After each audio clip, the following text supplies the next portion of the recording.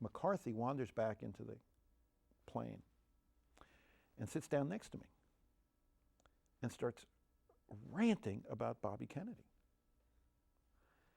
And I'm just stunned, and I'm trying to write notes so he won't bolt. It's like watching a butterfly on a branch. You don't want to scare him.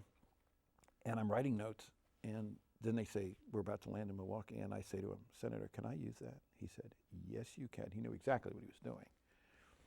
I landed. It was already deadline in New York. This is my first trip. I was 24 years old. It was my first trip as a national political reporter. And I had this incredible story, just fell literally into my lap while I was sitting.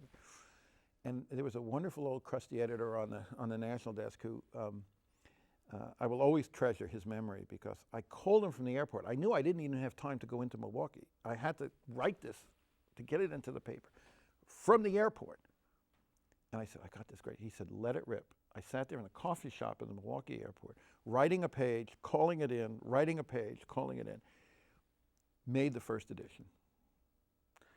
At that point, I went out to dinner with a bunch of the crusty old veteran political reporters. I was the kid sitting over in a corner. I was just watching them. I was just in awe of these names. It's like a baseball player being brought up to the major leagues for the first time. Suddenly you find yourself in the locker room with all these stars you've watched on television. I felt this way about all these national political reporters. So I'm just a kid over in the corner. The Washington Post reporter, a man, great man, long gone, named Larry Stern, who had been covering, bursts into the room where we're all having dinner and says, who the blank, blank, blank, blank is Robert? So I raised my hand. What the blank, blank, blank did you write in the blank, blank newspaper? My desk has gone crazy. It was a great moment. And it was my first moment as a national political reporter.